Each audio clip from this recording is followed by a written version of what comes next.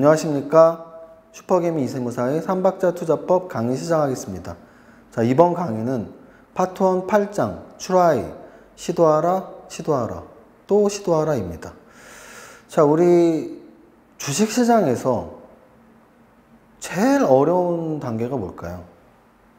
제 생각엔 그렇습니다. 성공하기가 우리의 목표는 성공하기죠. 근데 그런 말이 있죠. 살아남는 자가 성공하는 것이다. 살아남는 자가 이기는 것이다. 살아남는 자가 강한 것이다. 이런 말이 있죠. 그런 조폭 영화나 이런 영화 보면 나오잖아요. 강한 놈이 살아남는 게 아니라 살아남는 놈이 강한 놈이다. 이런 대사가 나오듯이 그게 유난히 적용이 잘 되는 분야가 제 생각엔 주식시장이 아닐까 합니다. 왜? 정말 그야말로 주식시장은 죽으면 아웃이거든요. 여기서 말하는 죽음이 우리의 생명이 끝났다 이 뜻이 아니고 계좌가 끝났다는 얘기죠. 계좌. 주식시장에서 주식 투자자의 생명은 바로 계좌에 돈이 있느냐 없느냐입니다. 계좌에 돈이 없다면 어떻게 될까요? 주식 투자를 할 수가 없잖아요. 계좌에 돈이 없다면 주식 투자를 할 수조차 없기 때문에 일단 계좌에 돈이 있어야 돼요. 그래서 계좌에 돈이 있는 상태를 우리는 주식시장에 살아있다라고 하고요. 그 살아남는 자가 주식시장에서 승리하는 자예요. 그 이유는 뭘까요? 자, 주식시장을 한번 생각해 보겠습니다. 상승, 하락, 상승, 하락, 상승, 하락. 주식시장은 일단 중장기적으로 우상향을 하고요. 또 상승과 하락을 반복한다고 생각을 하는 게 좋습니다. 기본 마인드로. 중장기적으로 주식을 갖고 있어도 좋지만 또 단기 매매 하시는 분들도 있고 그 이유는 중장기적으로는 우상향이고 단기적으로는 상승과 하락을 반복하기 때문이에요. 그런데 왜 살아남는 게 성공하는 건지 한번 보겠습니다.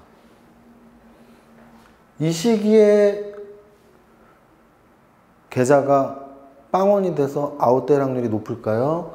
이 시기에 계좌가 아웃돼서 빵원이 돼서 주식시장에서 퇴출되는 확률이 높을까요? 당연히 이 시기가 높겠죠. 왜? 하락시기니까, 하락시기. 하락시기에 내가 갖고 있는 종목, 네가 갖고 있는 종목, 시장 전체가 매일매일 빠지잖아요. 그럼 내 계좌가 1억이 1000만 원이 됐어. 근데 들어서 주식 안 한다. 들어서. 퇴출되잖아요. 이 시기는 매일매일 오르는 시기예요. 내 것도 오르고 내 친구 것도 오르고 시장 전체가 오르는 시기. 이때는 들어서 안 한다 할 수가 없죠. 수익이 나고 있으니까. 주식시장에서 퇴출되는 시기는 바로 하락장이에요. 하락장. 하락장에서 퇴출되면 상승장의 기회가 없다는 얘기입니다. 그래서 주식시장에서는 살아남아야 되는 거예요. 살아남아야 돼. 자, 그러면 우리가 주식시장에서 살아남기 위해서 어떻게 해야 되나요? 버텨야죠. 아웃되지 않고 하락장에서 버텨야 돼요. 그래서 이때 공부하고 이때 연습하고 이때 반성했던 걸 이때 다시 트라이 재시도하고 또 수익 좀 나다가 또 이렇게 좀 잘못된 것들 이때 반성하고 이때 잘못했던 것들을 또 트라이 재시도하고 그래서 계속 재시도 하자는 뜻으로 8장의 제목을 트라이라고 진 겁니다. 자, 우리가 보면 여기 보면 워렌 버핏, 제시 리버모어 이렇게 써놨는데요. 이유가 있습니다. 사실 저는 그렇게 생각해요. 우리나라의 가치 투자자들의 롤모델은 당연히 워렌 버핏이라고 생각합니다. 마찬가지로 우리나라 또는 미국의 유명한 트레이더들의 롤모델은 바로 제시 리버모어입니다. 그러면 제가 요 앞장 7장에서 뭐에 대해서 말씀을 드렸죠? 바로 트레이닝에 대해서 말씀드렸죠? 트레이닝은 나의 선생님이 없으니까 책도 내 선생님이고 증권사 리포트도 내 선생님이고 책 중에는 외국계 투자서적 외국인들이 쓴 투자서적 중에서 방금 말씀드렸지만 워렌 버핏 관련 서적 가치투자의 바이블일 수 있고요. 제시 리버모어 관련 서적 가격 매매자들, 트레이더들의 바이블일 수 있습니다. 그런데 그런 거죠. 뭐냐면 그 어떤 예술가들이 막 창작 업무를 하면서 그 창작의 고통 때문에 나 이제 작곡 그만할래요. 나 이제 화가 그만할래요. 나 작가 그만할래요. 은퇴하잖아요.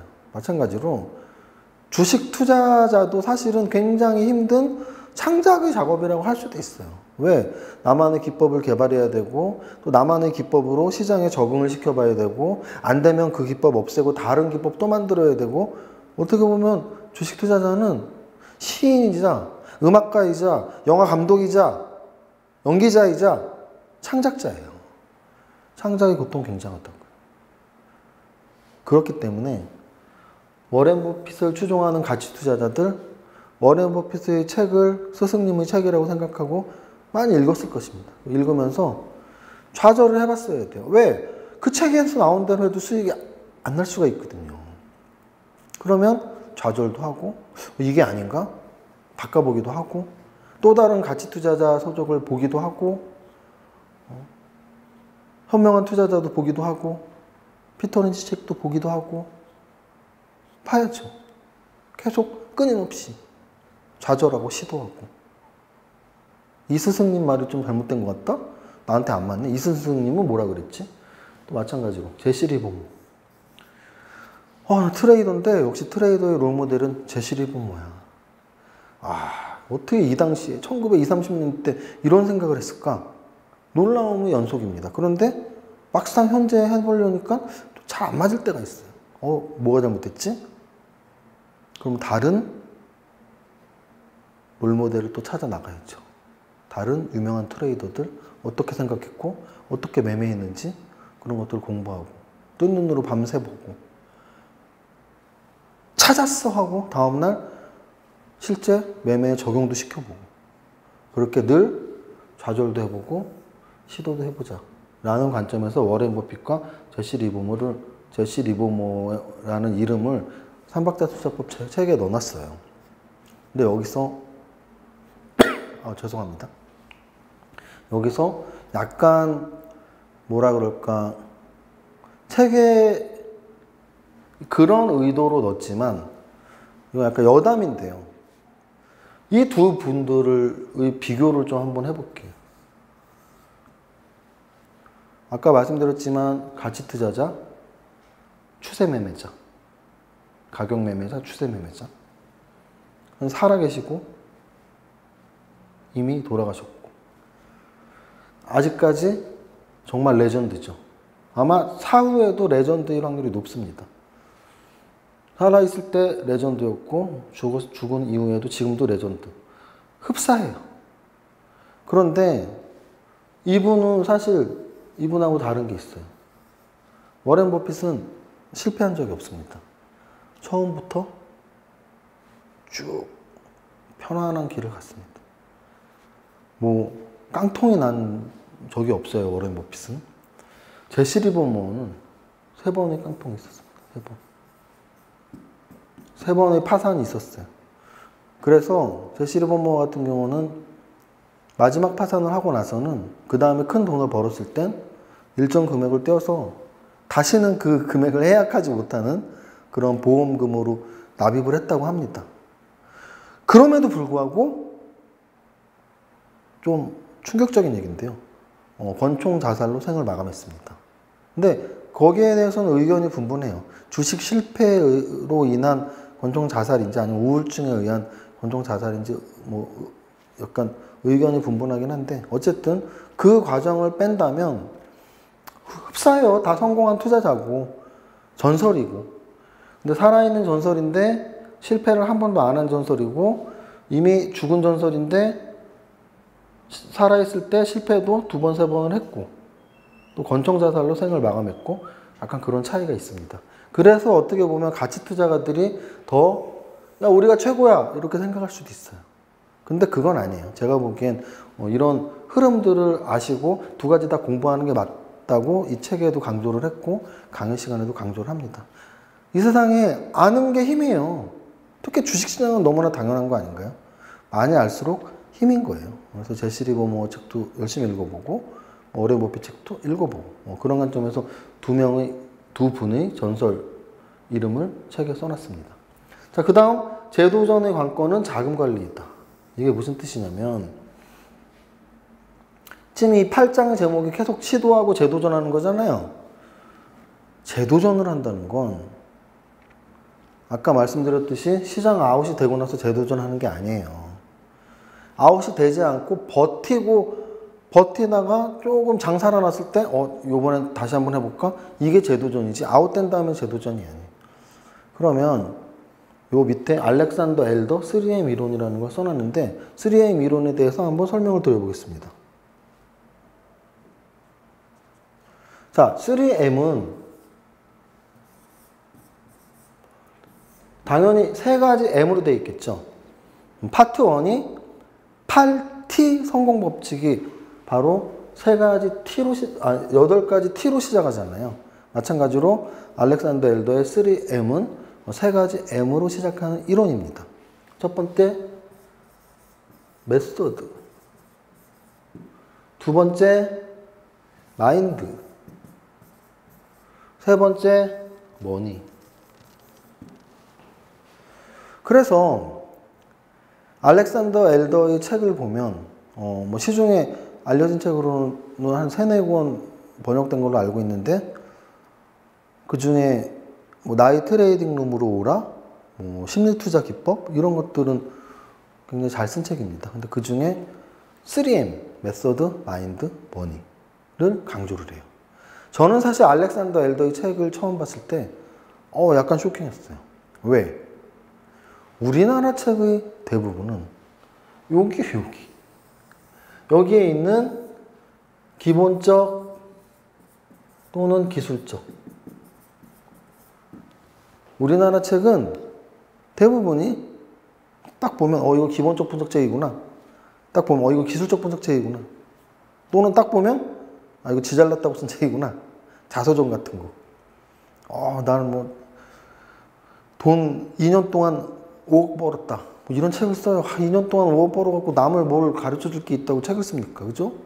주식시장에서 정말 성공한 분들이 얼마나 많은데요. 근데 뭐 2년 동안 1억 벌었다, 그 책을 쓰면 그 책을 읽은 사람들은 뭐가 됩니까? 그죠? 그래서 어쨌든 3M, 메소드, 마인드, 머니 중에 우리나라의 책의 대부분이 그 아까 말한 자서전 빼고 기본적 분석책 아니면 기술적 분석이에요. 그런데 3M, 알렉산더 엘더는 3M이라는 걸 통해서 메소드만 있다고 주식 잘하는 게 아니야. 그거는 그냥 3M 중에 하나야. 3분의 1. 그럼 나머지 3분의 2는 뭔데? 심리기법, 신법이라 그러죠. 머니, 자금관리기법. 그래서 주식 종목을 선정하고 언제 살지 언제 팔지를 고려하는 메소드는 3M 중에 하나고, 마음도 다스려야 되고 자금도 다스려야 되고 그래야지 성공한 투자자가 될 수 있어 라고 말하는 게 바로 알렉산더 엘더의 3M 이론입니다. 자, 이거를 진짜 그런 거 맞죠? 나 이해가 안 가는데. 주식으로 돈 버는 기법만 확실히 알면 마음 못 다스려도 되고 자금 관리 안 해도 되는 거 아니야? 라고 말하신다면 제가 한번 유사한 사례를 한번 들어볼게요. 프로 선수가 있습니다. 프로 선수. 뭐 야구라고 할까? 야구? 자, 프로 선수들이 어렸을 때부터 아마추어 때, 프로 전에 아마추어 때부터 하는 게 뭘까요? 야구 훈련이죠. 야구 훈련을 하면서 여러 가지 기술을 배우겠죠. 투수라면 뭐 직구 커브를 던지는 기술, 또 타자라면 안타를 잘 치는 기술, 수비수라면 수비를 잘하는, 공을 잘 캐치하는 기술, 여러 가지 야구의 기술을 배울 겁니다. 자, 그게 바로 메소드죠. 프로야구 선수가 처음에 메소드를 배웁니다. 그러면 프로야구 선수가 공만 잘 던지고 공만 잘 치고 공만 잘 잡으면 성공한 선수가 될 수 있을까요? 절대 그렇지 않아요. 모든 프로야구 구단에는 그런 상담사들이 있습니다. 이 선수들의 마음을 안정시키기 위해서. 예를 들어 태능 선수촌에도 마찬가지예요. 금메달을 따는 우리 국가대표 선수들도 힘이 들 때, 심리적으로 불안할 때 늘 카운셀러와 대화를 합니다. 그 대화를 통해서 자신의 마음을 안정시키는 거죠. 아무리 기술이 좋아도 내 마음이 안정되어 있지 못하다면 절대 좋은 퍼포먼스를 낼 수가 없거든요. 특히 투수가 그렇죠. 우리 오승환 선수를 부를 때 뭐라고 부르죠? 아, 이게 너무 국한된 소재인가요? 뭐 이 방송을 보시는 분 중에 오승환이 누구야? 지금은 이제 메이저리그로 갔는데 삼성 라이온즈에 굉장히 오랫동안 그 소속되어 있었던 마무리 전문 투수입니다. 투수. 근데 그 오승환 선수의 별명이 뭐였냐면 현역에서 할 때 돌부처였어요. 돌부처. 굉장히 멋진 이름이죠. 마무리 투수로서 돌부처라는 이름은 너무나 멋진 별명 아닌가요? 왜? 생각해 보세요. 얼마나 위급한 상황에서 나오겠어요. 선발 투수는 0대 0에서 시작하지만 마무리 투수는 특히 오승환 투수 같은 경우는 1등급이었으니까 에이스였으니까 한 1점 차로 이기고 있을 때 근데 역전이 가능한 그런 상황에서 투수로 나오는 거잖아요. 그러면 난리가 나겠죠. 관중들은 난리가 나죠. 특히 상대팀은 상대팀 공격일 때 나오는 거잖아요. 그럼 상대팀에 응원권이 있잖아요. 그럼 난리가 나죠. 난리가. 뭐 한방 홈런 막 하면서. 근데 그 상황에서도 오승환 투수는 늘 돌부처처럼 표정을 꼼짝도 안 하고 상대를 제압해서 우리나라 최고의 마무리 투수가 될 수가 있었죠. 그래서 보통 오승환 투수를 평가를 할 때 공 끝이 살아있다, 공 끝이 묵직하다라는 기술적인 얘기도 쓰지만 심리적으로 단단한 사람이라는 말을 많이 합니다. 소위 말하는 깡이 좋다는 말을 쓸까요?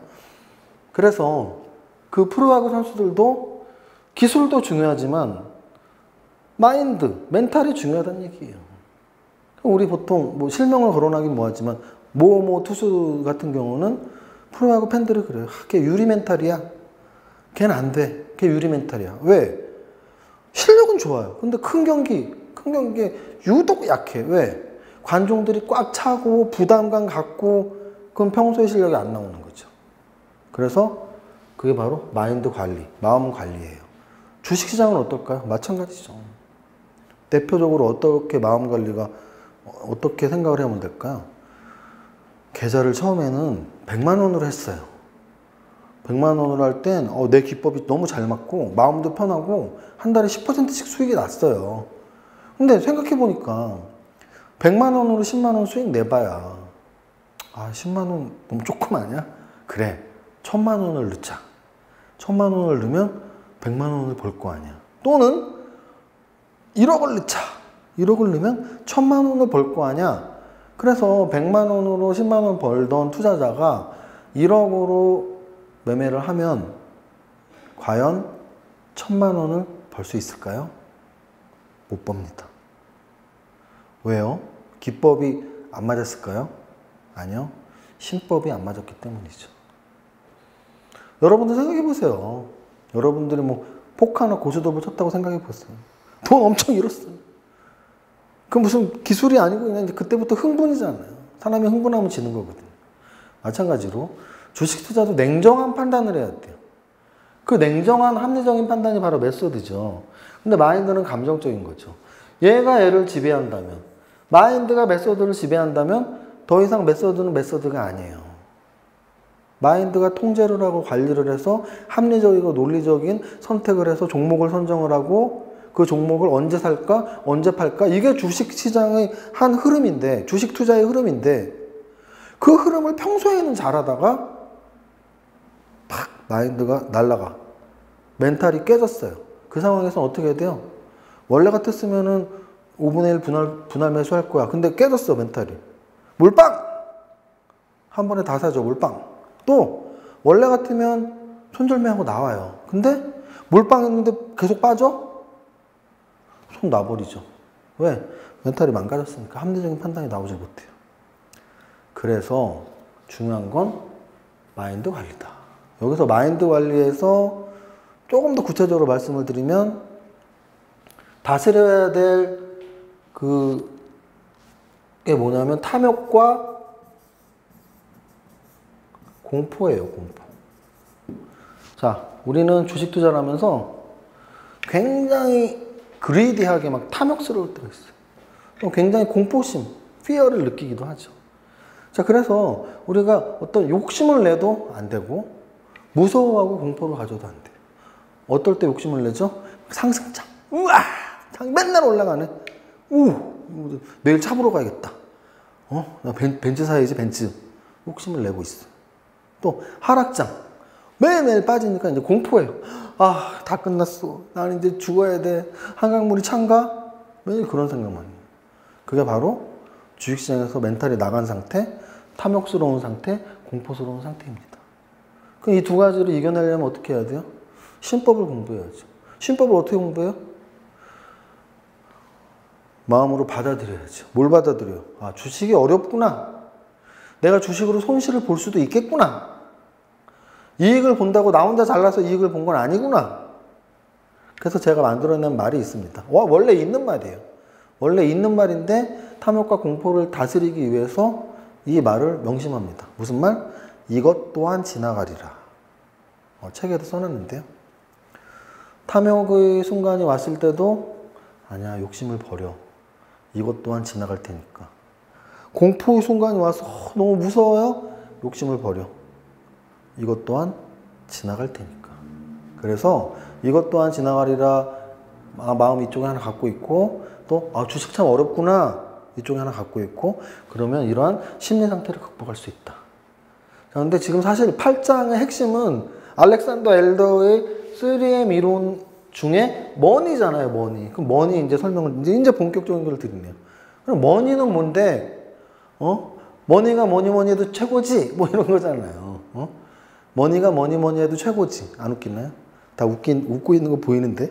자, 머니가 최고입니다. 왜? 우리 자본주의 살고 있잖아요. 여기서의 머니는 뭘까요? 바로 돈을 관리, 돈 관리, 자금 관리. 돈 관리와 자금 관리의 핵심은 뭔가요? 주식시장에서의 돈 관리는 뭐예요? 바로 계좌를 안전한 상태로 유지하는 걸 말합니다. 아까 말했던 하락장에서 아웃되지 않게 안전한 상태로 유지하는. 그래서 조금 힘들더라도 좋은 날이 오면 다시 재도전할 수 있게 계좌를 유지시키고 자금을 유지하는 상태. 그게 바로 머니, 자금 관리. 그게 필요한 거죠. 좀 더 구체적으로 자금 관리는 그러면 요 밑에 한번 볼까요? 이제 3M까지는 그렇게 했어. 그럼 3M의 마지막에 머니가 있는데 야, 머니는 자금 관리라며 자금 관리는 어떻게 해야 되는데 여기서 제가 생각하는 나만의 자금 관리를 말씀을 드릴게요. 근데 여기서도 역시 나만의 자금 관리예요. 그럼 여러분들이 제 말을 들어보시고 야, 네 말이 맞는 것 같다? 라고 하시면 좀 따라해 주셔도 되고 만약에 아닌 것 같은데? 그럼 조금 변형해 주셔도 되고 어쨌든 중요한 건 자금 관리는 꼭 해야 된다는 거예요. 그리고 자금 관리의 원칙의 기본은 바로 시장에서 아웃되지 않기 위해서 계좌를 계속 유지하기 위해서 자금을 관리하는 것입니다. 자, 한번 볼까요? 레버리지 자재 1번, 분산 투자 2번, 손절매 3번. 레버리지 자재에 대해서 설명을 드리겠습니다. 자, 소위 우리 주식 투자자들조차도 주식은 전문가면서도 파생 상품이 뭔지 모르시는 분들이 많이 있어요. 알면 어느 정도? 야, 그거 폐가망신한다며? 좀 더 알면? 야, 선물보다 옵션이 더 위험하다며? 뭐 이 정도. 근데 그거는 사실은 선물 옵션의 어떤 기본적인 내용들은 아니거든요. 수박 겉핥기식으로 아는 것 뿐이지. 핵심은 그거예요. 뭐 선물, 코스피 200이 위로 갈 건데 아래로 갈 건데, 옵션, 방향성은 위로 갈 건데 아래 갈 건데, 플러스 얼마나 크게 올라갈 건데 얼마나 크게 떨어질 건데, 그걸 맞히는 상품이에요. 그걸 맞추는. 그걸 맞추면 돈을 벌 수 있고 틀리면 돈을 잃는. 주식하고 별반 다를 게 없어요. 주식은 뭐예요? 올라가는 주식을 맞추면 올라가는 종목을 내가 내 예상에 맞아서 매수를 잘했으면 돈을 버는 거고, 내가 주식을 샀는데 떨어지면 돈을 잃잖아요. 사실 선물 옵션도 똑같아요. 선물 코스피 200이 오르면 선물 매수하면 돈 버는 거고, 선물 매수했는데 떨어지면 돈 잃는 거고, 옵션? 콜옵션 매수. 코스피 200이 오르면 콜옵션 매수해서 돈 버는 거고. 그럼 선물과 옵션의 차이점은 뭐냐고요? 옵션은 크게 오르는지가 중요해요. 조금 오르지 않고 크게 오른다. 또 조금 떨어지지 않고 크게 떨어진다. 즉 방향성에다가 변동성도 같이 맞춰야 돼요. 근데 지금 뭐 선물 옵션을 설명하는 그 파트는 아니니까, 제가 선물 옵션을 말씀드린 이유는 아까 말씀드렸듯이 보통의 투자자들은 야, 선물 옵션 진짜 위험한 거 아니야? 거기서 진짜 위험한 거 아니야 라는 생각을 왜 하냐면 레버리지가 크기 때문에. 선물은 레버리지가 거의 8배, 10배까지 나와요. 옵션은 더 많이 나오죠. 옵션은 100만 원어치 샀는데 하루아침에 100만 원이 1억이 될 수도 있어요. 반대로 1억이 빵원이 될 수도 있죠. 하루아침. 하루아침도 아닙니다. 옵션 만기 직전에 1초 만에 1억이 빵원이 될 수도 있고 1초 만에 100만 원이 1억이 될 수도 있습니다. 그게 옵션이에요. 얼마나 무서워요. 그죠? 어떻게 100만 원이 1억이 될까? 돼요. 어떻게 1억이 100만 원이 될까? 돼요. 그게 옵션이에요. 그런데 거기엔 전제가 있죠.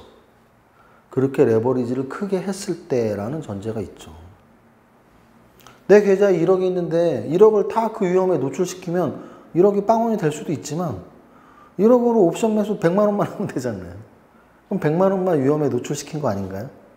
자, 이 레버리지는 결국은 제가 말씀드리고 싶은 건 옵션이냐 선물이냐 주식이냐 이 상품이 어느 게 더 위험하다 이게 아니고 자기가 어떻게 사용하느냐에 따라 달라요. 예를 들어서 주식 투자 같은 경우에 레버리지를 강하게 쓰면 2.5배까지 쓸 수 있잖아요. 내 계좌에 1억이 있는데 신용계좌를 뜨고 2억 5천까지 매수할 수 있잖아요. 그러면 1억으로 2억 5천을 사면 오를 때는 2.5배를 먹지만 수익이 나지만 떨어질 땐 2.5배만큼 급하게 떨어지는 거잖아요. 그러면 신용 레버리지를 풀로 썼으면, 풀 신용을 썼으면 만원짜리가 5천원만 돼도 계좌는 아웃이에요. 아웃. 빵원 남아요. 빵원. 위험하지 않나요? 위험하죠. 왜 위험한가요? 주식이 위험한 건가요? 아니죠. 그 주식 투자 상품인 주식을 풀 레버리지를 썼을 때 위험한 거죠. 옵션이 위험한 건가요? 아니죠. 옵션 상품을 풀로 매수하거나 매도했을 때 위험한 거죠. 선물이 위험한 건가요? 아니죠. 선물이라는 상품을 풀로 레버리지를 걸었을 때 위험한 거죠. 그래서 중요한 건 레버리지를 풀로 거는 건 좀 위험하다. 왜? 주식시장에서의 위험이 뭐라고요? 시장에서 아웃되는 거, 계좌가 빵원 되는 거. 신용을 걸었을 때는 주가가 반토막 나면 계좌가 빵원이 될 수가 있으니까 레버리지는 조금 자제하는 게 좋겠다. 그게 첫 번째 자금 관리 원칙입니다. 두 번째는 바로 분산 투자 원칙인데요. 자, 분산 투자 원칙도 한번 생각해 볼까요? 우리가 보통 분산 투자라고 하는 것은 집중 투자랑 좀 대립된 개념이죠. 그러면 분산 투자는 한 종목을 사지 않고 적어도 3종목, 5종목 이상을 사는 것을 말합니다. 그러면 한 종목을 집중해서 사는 것과 5종목을 분산해서 사는 거 어느 게 더 좋은데 보는 관점에 따라 다르죠. 수익률이라는 관점으로 봤을 땐 혹시 집중 투자가 더 좋을 수도 있습니다. 하지만 위험이라는 측면에서 봤을 때는 무조건 분산 투자가 좋습니다. 명심하세요. 수익률이라는 조건으로 봤을 땐 집중 투자가 좋을 수도 있습니다. 하지만 위험이라는 것으로 봤을 땐 분산 투자가 무조건 유리합니다. 우리는 위험하면 안 된다면서요. 계좌를 빵원으로 만들면 안 되고 시장에서 아웃되면 안 된다면서요. 그럼 어떻게 해야 돼요? 분산 투자해야죠. 최하 5종목 정도는 사셔야 돼요. 왜? 생각해 보세요. 한 종목을 샀는데 그 한 종목이 잘못되면 어떡할 거예요? 잘못되면 나는 아웃인데요. 주식시장에서 다이예요, 다이. 죽음. 안 되잖아요. 살아있어야 된다면서요. 강한 놈이 살아남는 게 아니고 살아남는 놈이 강한 거예요. 특히 주식시장. 살아남기 위해서는 레버리지 자제하고 분산 투자 지키고. 5종목을 샀는데 5종목이 다 관리 종목에 들어가거나 5종목이 다 상장 폐지되지 않을 거 아니에요. 근데 한 종목을 사면 그 한 종목이 관리 종목에 들어갈 수도 있고 상장 폐지가 될 수도 있잖아요. 그래서 적어도 5종목 정도 사는 분산 투자를 계속 지켜나가는 게 훨씬 유리하지 않을까라고 저는 강조를 하고 있습니다. 마지막 세 번째 원칙은 손절매예요. 손절매. 나 손절매 하기 싫은데. 만약에 대여섯 종목 분산 투자를 정확히 지켜낸다면 사실 손절매 안 해도 될 수도 있어요. 왜? 그 종목이 많이 떨어져도 나머지 4개에서 잘 오르면 되니까. 근데 역시 집중 투자를 했을 경우에 손절매까지 안 하면 정말 너무 위험한 상황이 될 수가 있어요. 전 재산을 한 종목에 샀는데 그 한 종목이 오르기는 커녕 떨어지고 있어요. 언제까지 떨어질지 모르잖아요. 한 종목을 10,000원에 샀는데 그래서 10,000원이 9,000원이 되고 8,000원이 되고 손절매까지 안 했다? 7,000원, 6,000원, 5,000원, 4,000원 빵원. 내 계좌는 빵원, 나는 주식시장에서 아웃. 그렇기 때문에 어떻게 보면 이게 다 엮여 있어요. 다.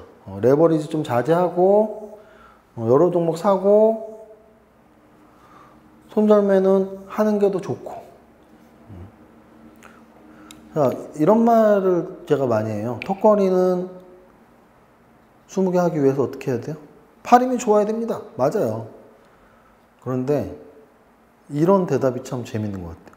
턱걸이 20개 하려면 어떻게 하면 돼요? 1개 하면 돼요. 1개. 1개 한 다음에 2개 하고 2개 한 다음에 3개 하고. 턱걸이 20개 하기 위해서 한 번에 20개 하는 사람은 세상에 없거든요. 턱걸이 1개도 못하던 사람들이 턱걸이 1개 했다. 그리고 좀 더 열심히 하고 2개 했다. 그러다가 20개를 한다는 뜻입니다. 마찬가지로 주가가 10,000원인데 이 10,000원짜리가 하루아침에 1,000원이 될 수 있나요? 하루아침에 안 돼요.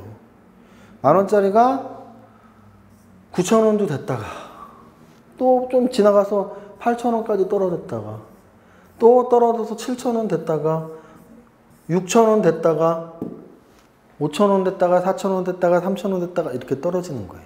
그러면 턱걸이 하나하고 20개 하듯이 10,000원에서 9,000원, 8,000원, 1,000원씩 빠져서 결국 1,000원이 된다는 뜻입니다. 그러면 9,000원에서 반등할 수도 있고 8,000원에서 반등할 수도 있고 7,000원에서 반등할 수도 있지만 반등 안 하면 어떡할 거냐고. 안 하면 지금 이거는 위험관리에 대한 얘기를 하고 있는 거예요. 자금관리에 대한 이야기를 하고 있는 거예요. 최악의 경우를 얘기하고 있는 거예요. 하면 좋죠. 하면.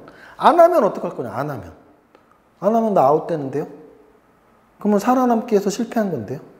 그럼 주식시장에서 영영 패자로 남는데요. 그래서 최악의 경우를 대비하기 위해서 계속 우리는 살아남아 있고 시도를 재시도를 하기 위해서 레버리지 자제하고 분산 투자 지키고 손절매 하고 이 정도로 제가 생각하는 나만의 자금관리 원칙을 만들어 보았습니다. 자, 이걸 좀 더 구체적으로 지금 이 책이 그렇게 어렵게 쓴 책이 아니니까 이 정도 선인데 이걸 좀 더 구체적으로 하면 어떻게 될까요? 한 종목을 사는 비중, 내 투자 전체 포트폴리오에서 뭐 10% 이상 사면 안 돼. 10종목 살 거니까. 또는 뭐 얼마 샀다가 얼마 빠지면 손절면 어디서 무조건 해야 돼. 뭐 이익 실현은 어디서 해야 돼. 돈 벌면 돈 얼마 뺄 거야. 굉장히 구체적으로 자금관리 원칙을 만들 수 있습니다. 근데 이 부분을 그렇게까지 하기엔 이 책이 지금 제가 쓴 3박자 투자법이 400페이지짜리니까 모든 부분에서 더 깊게 들어갈 수 있지만 사실 어느 선에서 멈춘 거죠. 그래서 저만의 자금관리 원칙은 이 정도 선, 레버리지 지키고 분산 투자 지키고 손절매 지키는 이 정도 선으로 저만의 자금관리 원칙을 써드렸으니까 혹시 이 방송을 보거나 제 3박자 투자법 책을 보신 분들은 이세무사가 저런 거 갖고 있어? 기법을? 나도 저 정도 한번 따라해 볼까? 나는 좀 더 구체적으로 자신만의 것을 만들어 나가시면 그게 가장 좋은 기법이라고 생각합니다. 자, 여러분들 정리해 드릴게요.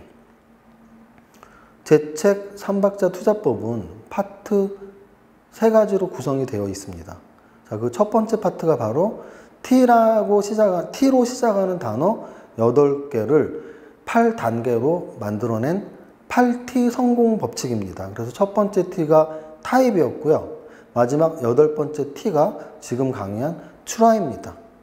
그래서 중간을 생략한다면 여러분들의 타입을 정확히 인식해서 그에 맞는 투자 전략을 구사하고 또 시장에서 퇴출되지 않고 계속 트라이, 한 번 더 트라이 해나가다 보면 성공하는 단계에 도달할 수 있다고 생각합니다. 자, 파트 1은 마치고요. 다음 시간에는 파트 2 이세무사의 실전 8테크 강의로 찾아뵙겠습니다. 감사합니다.